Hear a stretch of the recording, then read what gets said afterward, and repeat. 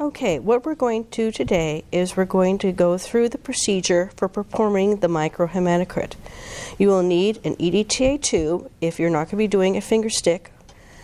We have the clay for sealing our hematocrit tubes.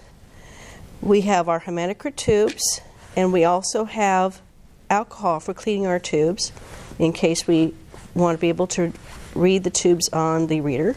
We have a reader here. We have Kim wipes, and we have our sharps container. The first thing we're going to do is we're going to thoroughly mix our EDTA, take off the top, and then we're going to take out 2 of our hematocrit tubes. These are also called capillary tubes, and they fill by capillary action.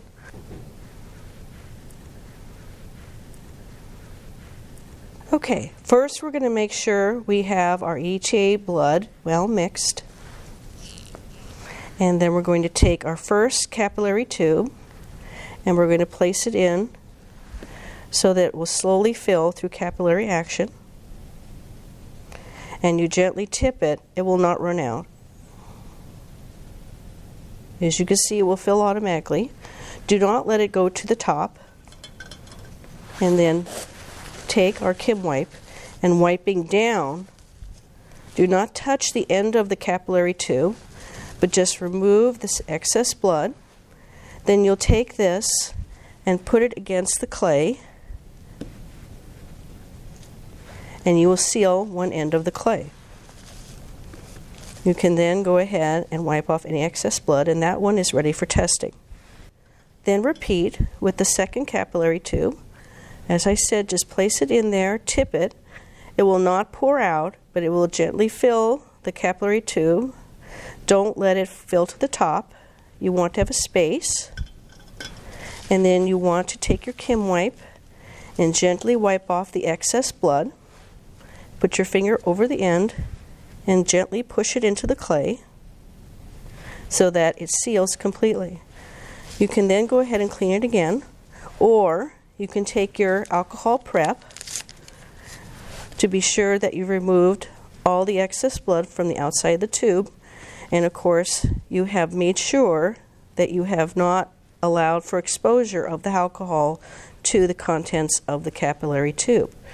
These are now ready for centrifugation. As you can see, they don't have to match each other. You will read them separately. The first thing you want to do before you start spinning your hematocrits is you want to make sure that the instrument is plugged in. Once you've plugged in the instrument, you want to remove the cover so that you can be able to put your hematocrit tubes within the centrifuge, and you want them to be opposite each other so that they can balance. One of the things you want to do if you're doing multiple patients is you want to keep track of their location.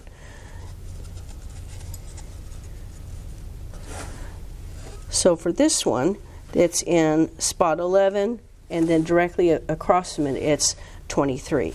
So that is the location of this particular patient. And you can go ahead and fill in the remaining spots with other patients, each one done in duplicate. You then place your cover so that these don't move, because you don't want to start the centrifuge without the lid being on them, because then they'll proceed to spin and fly and break all over the place. Then you would have to repeat the testing. And then also you have to clean bloody glass all over the inside of the centrifuge. So make sure that this is tight, and then you close the cover. So you've made 2 layers of cover before you start centrifuging. Set your centrifuge for 5 minutes.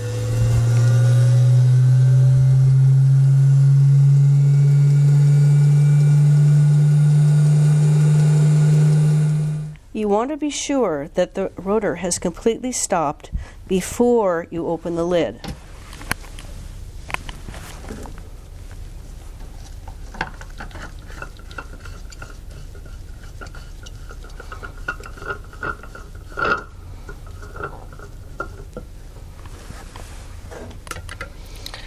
You also want to be sure before you place the tubes into the centrifuge that you put the clay against the outside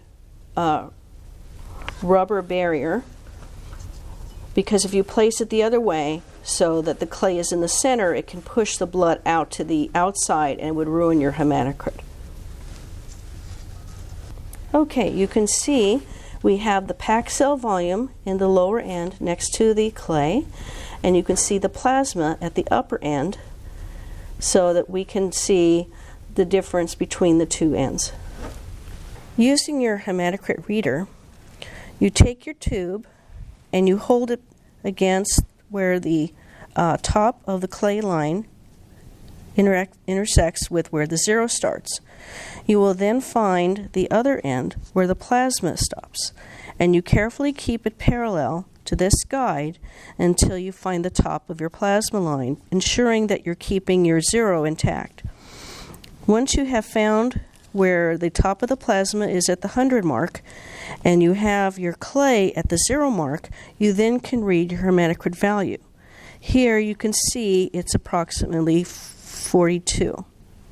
You may notice there's a white line, and that's your Buffy code. That is not part of your packed cell volume.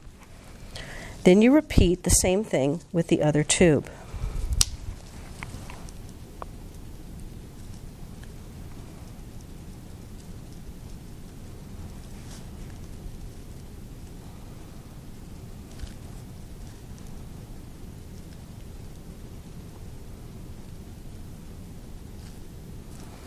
Okay.